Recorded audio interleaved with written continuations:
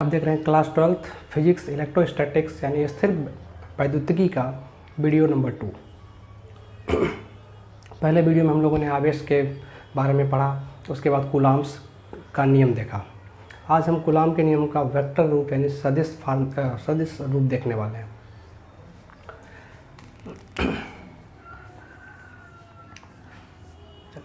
इसके लिए क्या करें, मान लें दो आवेश है Q1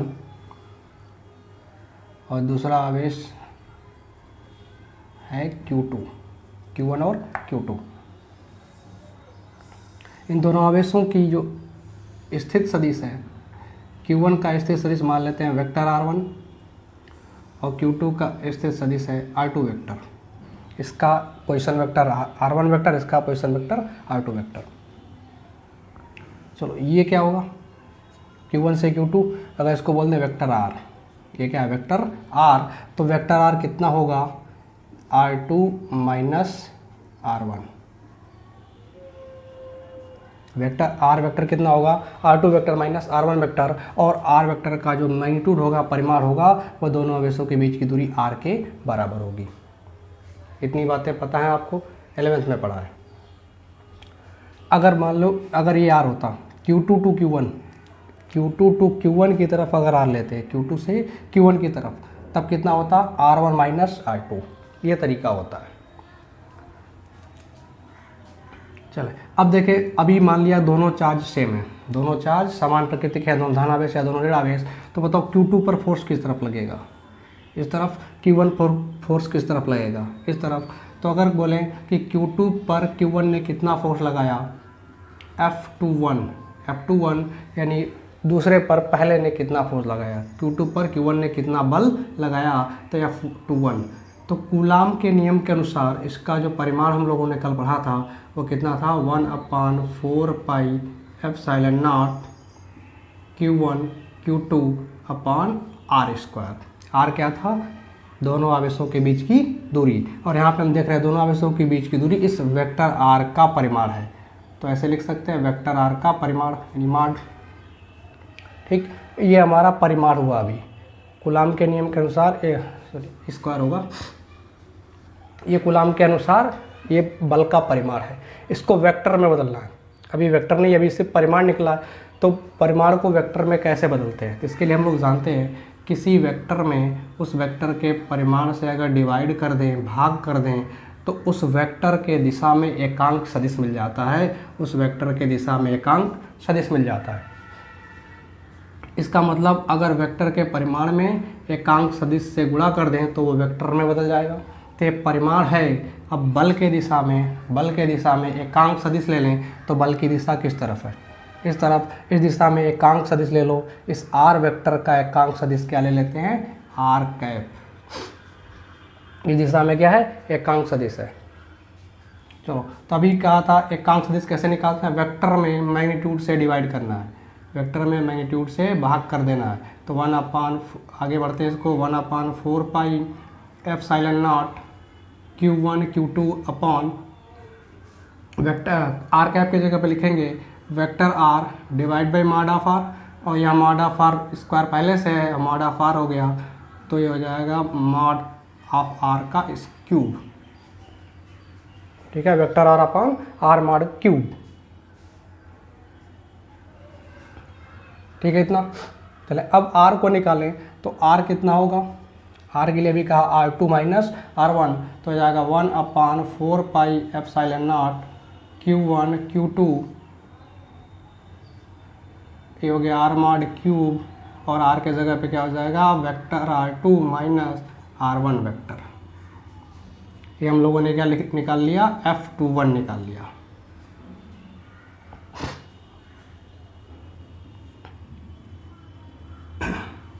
चलिए ये F21 हो गया, इतना क्लियर है। अब आगे देखते हैं, 2 ने 1 पर कितना फोर्स लगाया, उसको क्या लिख देंगे F12 1 पर 2 के द्वारा लगा हुआ फोर्स F12 कितना हो जाएगा। देखिए इसके लिए जो R होगा हमारा इस तरफ लेना पड़ेगा, यानी R1 माइनस R2 करना होगा। तो वहाँ पे क्या कर दें R1 minus R2 1/4 pi epsilon not Q1 Q2 upon mod R cube इधर हो जाएगा R1 minus R2, vector R1 minus vector R2। ये हो गया F12।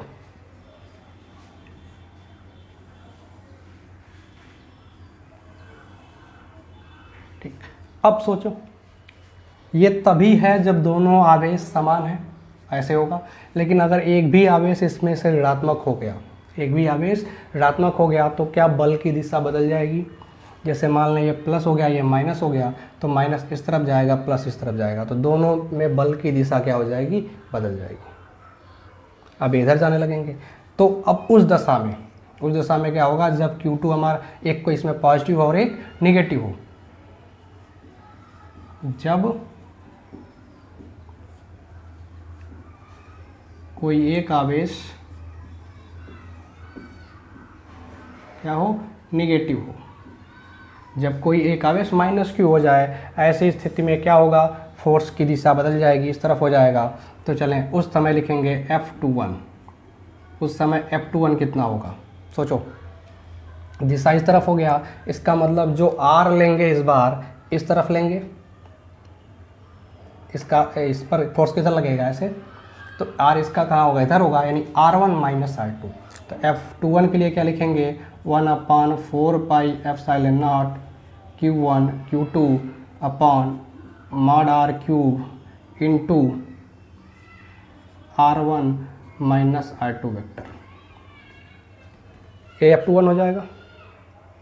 चलो F12 क्या होगा इस कंडीशन में, F12 देखेंगे तो 1/4 pi epsilon not Q1 R2 mod R whole cube, इधर हो जाएगा R2 माइनस R1 वेक्टर होगा। इस तरह से हमने ये निकाल लिया। अब चले अगर एक सिंपल फार्मूला बनाना चाहें, जिससे 4 फार्मूले ना याद करने पड़े, हम एक ही फार्मूले से काम चल जाए। देखिए वो फार्मूला क्या लिख सकते हैं, F इज इक्वल टू, ऐसे बोलें कि जो कूलम्स लॉ के अनुसार फोर्स था 1/4 pi epsilon not Q1 Q2 upon R², ये मैग्नीट्यूड था। इसको हम वेक्टर में बदलना हो तो सीधे कर दें 1/4 pi epsilon not Q1 Q2 नीचे R³ इंटू वेक्टर R, अभी पीछे की तरह सीधे सीधे लिख दिया वेक्टर F। इस फार्मूले को याद रख सकते हैं, इस फार्मूले को याद रख लेंगे। अब ये कि इस फार्मूले को यूज़ करके क्वेश्चन में कैसे यूज़ करें कि सब अलग अलग कंडीशन में हमारा आंसर आ जाए। तो इसके लिए क्या करना है, एक यहाँ से कॉन्सेप्ट बनाना होगा।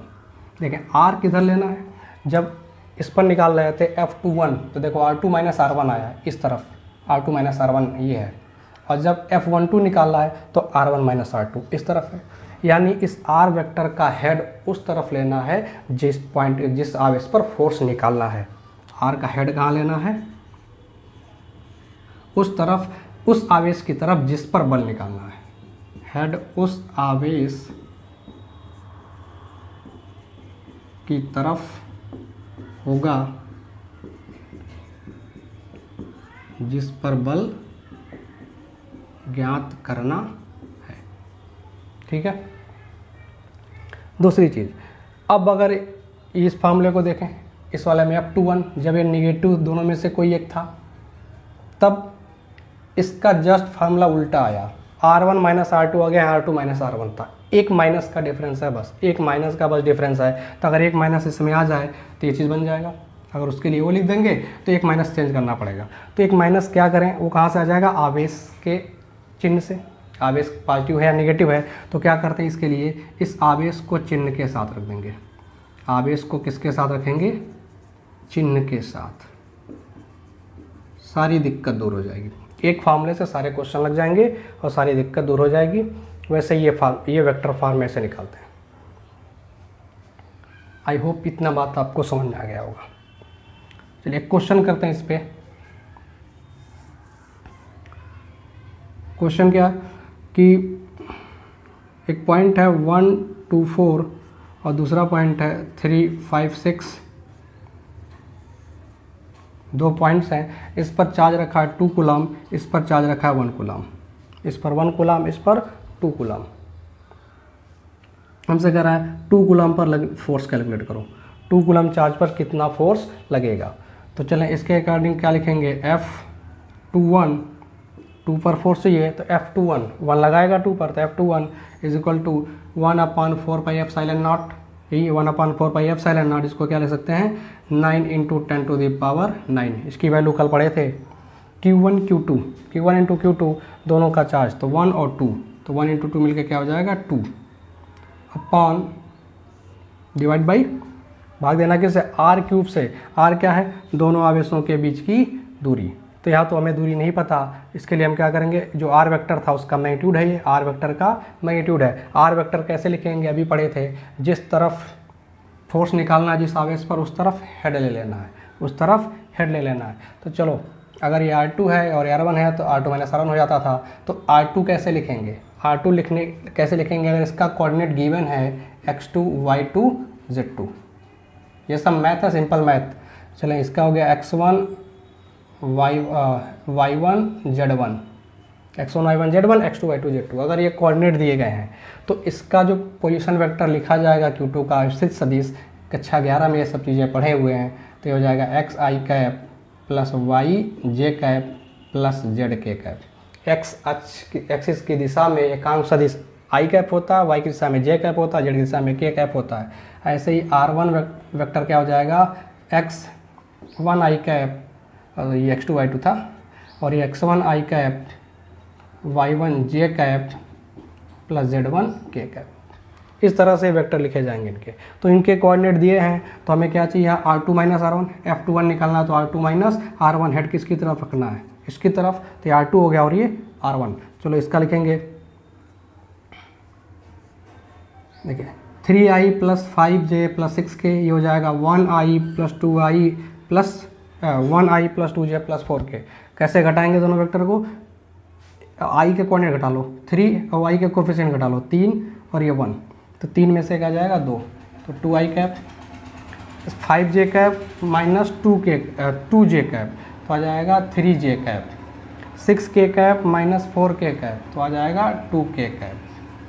अब इस नीचे क्या चाहिए, इस r वेक्टर का मैग्नीट्यूड यानी परिमाण, इसका मैग्नीट्यूड क्या होता है, √a² + b² + c² पढ़े होंगे, या ax ay az ऐसे भी लिखा जाता है, यानी i j k के कोफिशिएंटों का गुणा स्क्वायर करके जोड़ लेते हैं। चलो 2 का स्क्वायर 4, 3 का स्क्वायर 9, 2 का स्क्वायर 4, तो 4 4 8 और 9 17, तो ये हो जाएगा 18 डिवाइड बाई √17 इंटू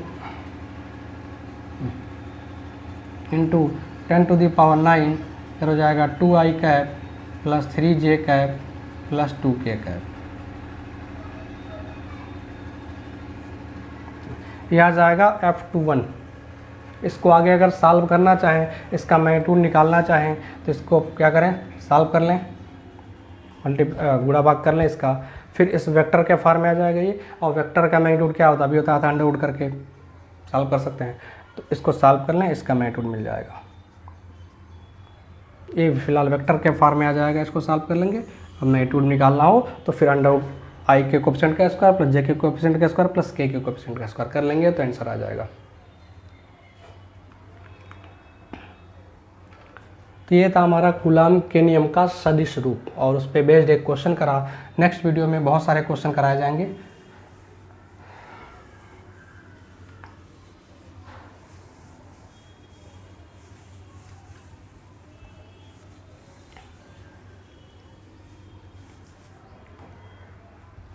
चलिए अब बात करते हैं न्यूटन और कूलाम के झगड़े की, जैसा कि थंबनेल में लिखा हुआ है।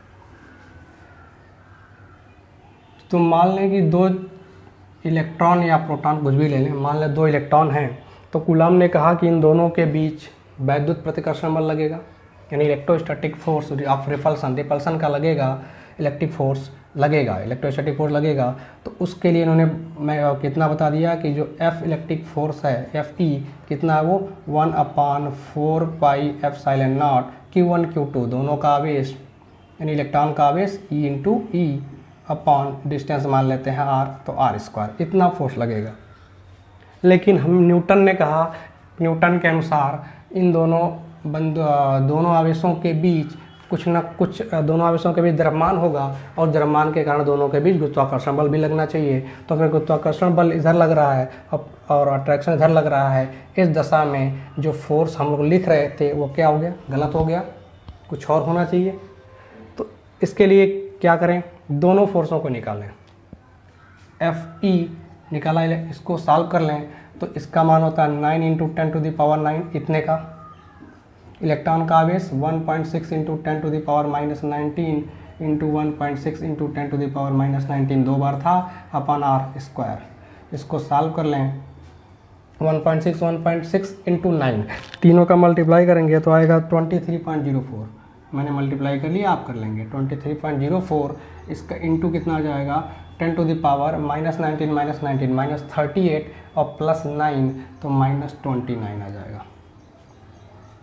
ठीक, माइनस वाला बड़ा है, डिवाइड बाई r²। अगर इन दोनों के बीच गुरुत्वाकर्षण बल निकालें Fg, गुरुत्वाकर्षण बल ग्रेविटेशनल फोर्स, तो वो होता है Gm1m2 अपॉन r²। अब क्या होगा, G का मान होता है 6.67 इंटू 10⁻⁻11। m1m2 दोनों का मास, इलेक्ट्रॉन का मास होता है 9.1 into 10⁻31 kg, 9.1 into 10⁻31 kg divide by r²। अगर यहाँ पर 6.67, 9.1, 9.1 इन तीनों का मल्टीप्लाई कर लें तो आ जाएगा 552.3 और बाकी सॉल्व करें तो 10⁻31 हो जाएगा -62 और -11 हो जाएगा -73 इंटू 10⁻⁻73। तीनों को सॉल्व कर लें, तीनों जुड़ जाएंगे खाते। चले बटे r² डिवाइड बाई r²। अब अगर Fe में Fg से डिवाइड कर दें, Fe में Fg से डिवाइड कर दें तो Fe ये है, Fg ये है, r² cancel, 23.04 divide by 552.3 into 10⁻⁻29 10⁻⁻73 minus minus cancel हो जाएगा। 29 और 29 में से -73 में से 29 काट दें तो कितना बचेगा, ऐसे बोल सकते हैं 73 में से 29 घटा लें तो 44 आ जाएगा। 44 माइनस वाला बड़ा है तो माइनस के साथ, तो नीचे सॉरी डिवाइड कर देना, कट गया -70, कितना बचेगा -44। ये डिवाइड करना था, ठीक है, डिवाइड में घट जाता है तो -73 प्लस 29 हो जाएगा, -29 करना तो प्लस हो जाएगा, ये क्या हो जाएगा 44। तो 10⁻44 डिवाइड में आया इंटू 10⁻⁻44। अब क्या हुआ, इसको डिवाइड कर लेंगे इतने को, तो ये डिवाइड करने के बाद आएगा 0.041 और इसको ऊपर ले जाएंगे 10 हो जाएगा, माइनस का प्लस हो जाएगा। अब अगर देखें तो इसमें लिख सकते हैं 4.1 इंटू 10⁻42। तो इसका मतलब क्या हुआ, Fe is equal to Fg into this, यानी Fg में इतने बड़े संख्या से गुणा करेंगे तब वो जाके Fe के बराबर होगा, यानी Fe की तुलना में Fg बहुत कम है। Fg is less than Fe, Fg का मान Fe से बहुत कम है, इसलिए जब दो आवेश लेते हैं तो उनके बीच गुरुत्वाकर्षण बल की बात नहीं करते, सिर्फ और सिर्फ वैद्युत प्रतिकर्षण या आकर्षण बल की बात करते हैं। ठीक है, इसका मतलब झगड़े में कौन जीता, कूलाम साहब जीत गए। तो चलिए इस वीडियो में इतना ही, नेक्स्ट वीडियो में मिलते हैं, तब तक के लिए वीडियो को लाइक करें, सब्सक्राइब करें और शेयर करें।